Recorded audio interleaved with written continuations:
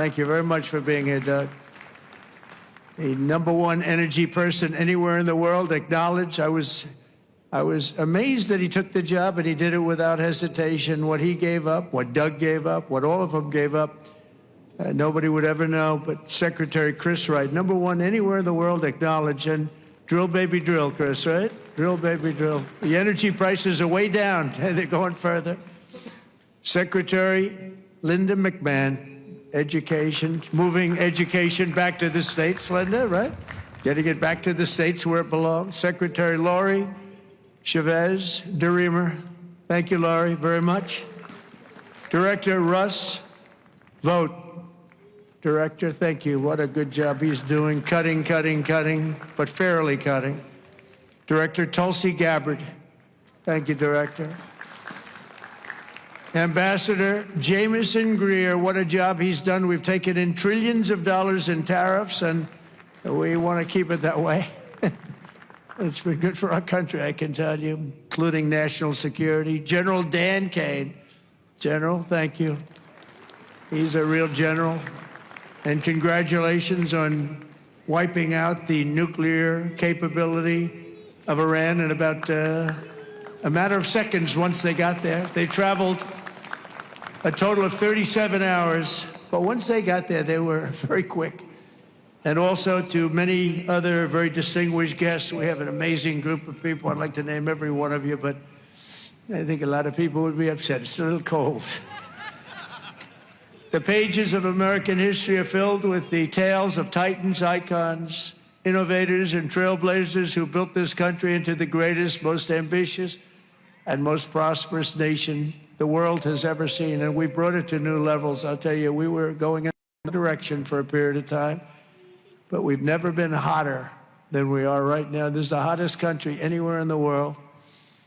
Yet every captain of industry, every pioneer of science, and every star whose brilliance has lit up the lights of Broadway all share one thing in common. They only had the chance to soar because the veterans had the courage to serve. They took care of those people. They took care of all the stars. The stars that you read about wouldn't be here without our veterans. Everything we have, everything our country has achieved has been purchased by the muscle, spine, and steel of the United States military. We owe it all to the fierce and noble men and women of the Army, the Navy, the Air Force, Space Force, Coast Guard, and the United States Marines.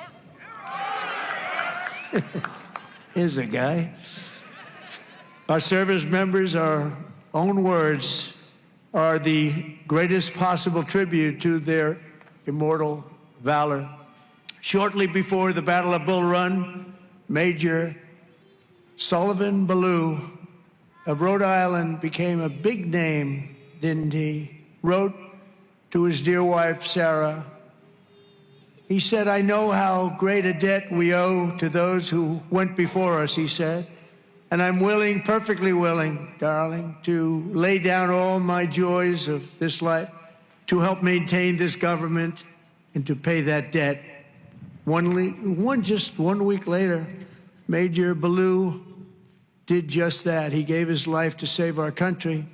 On the night before he jumped into the dark skies over Normandy on D-Day, Colonel Bull Wolverton knelt with his men in prayer. "Dear God," he said, "we ask only this, that if we die, we must die, and we as men would die without complaining, without pleading, and safe in the feeling that we have done our best for what we believed was right.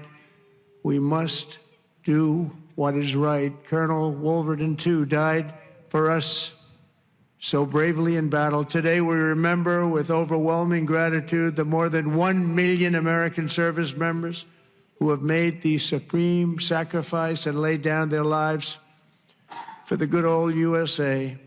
Generation after generation, America's warriors have left behind the comforts of home and family to face violence, evil, and death so that our families could know joy, goodness, and peace. We honor them so strongly.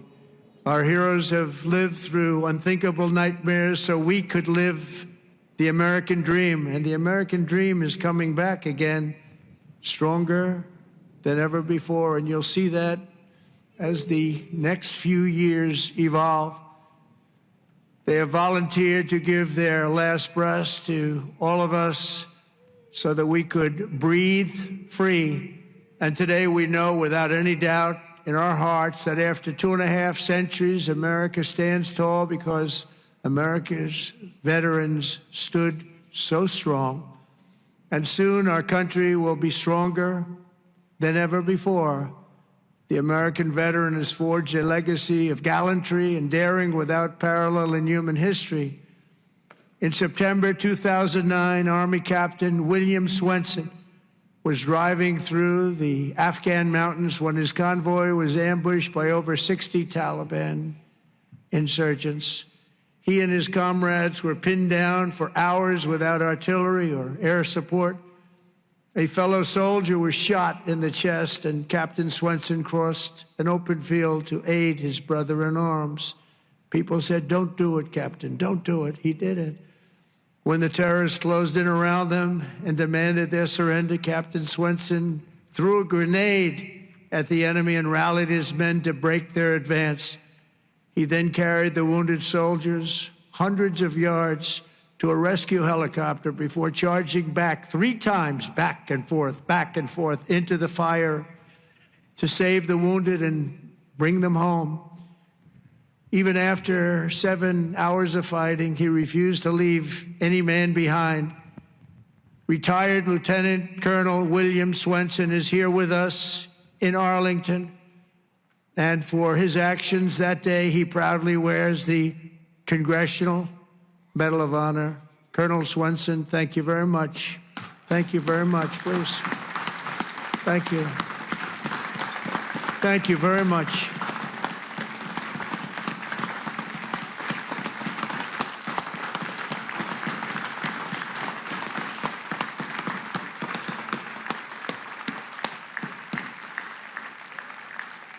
The ultimate honor. Thank you. Another person who shows the Medal of the American Veteran is Dale Stovall. As an Air Force helicopter pilot in Vietnam, Captain Stovall was assigned to rescue a downed American airman deep in hostile territory. Despite the extreme peril, Captain Stovall took off in his HH-53C helicopter and soon came under intense fire, forcing him to turn back. But the captain refused to abandon his mission. The next day, he willingly plunged back into the danger while taking fire from all directions. He didn't have a chance, he felt, but he said, "I got to do it." He rescued the downed American pilot who had been stranded on the ground for 23 days and brought him back home alive, completing the deepest rescue behind enemy lines in the entire Vietnam War. For this and 11 other harrowing rescues, he was a brave guy. Dale received the famous Air Force Cross and the Distinguished Flying Cross and 2 Silver Stars, making him the 4th most combat decorated Air Force Academy grad of all time. He retired as a brigadier general after 31 years of service. General Stovall, you are a legend. Please, thank you. General Stovall. Thank you very much. Thank you. You look good, General. You look good. I wish I looked that good. You look good. Thank you very much, General. America's warriors never quit, never surrender. They fight, fight, fight, and they win, win, win. That's what we do. We win battles. As you know, today is not only Veterans Day, but it's my proclamation that we are now going to be saying and calling Victory Day for World War I. Victory Day. You know, I was recently at an event and I saw France was celebrating Victory Day, but we didn't. And I saw France was celebrating another Victory Day for World War II. And other countries were celebrating. They were all celebrating. We're the one that won the wars. And I said, from now on, we're going to say Victory Day for World War I and World War II. And we could do for plenty of other wars, but we'll start with those two. Maybe someday somebody else will add a couple of more because we won a lot of good ones. But when I see other countries celebrating Victory Day, I watched it. I watched UK, I watched Russia. They were celebrating Victory Day, World War II. And I said, we got to have a Victory Day. Nobody even talked about it in our country.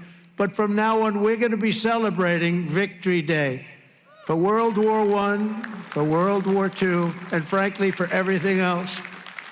Under the Trump administration, we're restoring the pride and the winning spirit of the United States military. That's why we have officially renamed the Department of Defense back to the original name, Department of War. And remember, we won World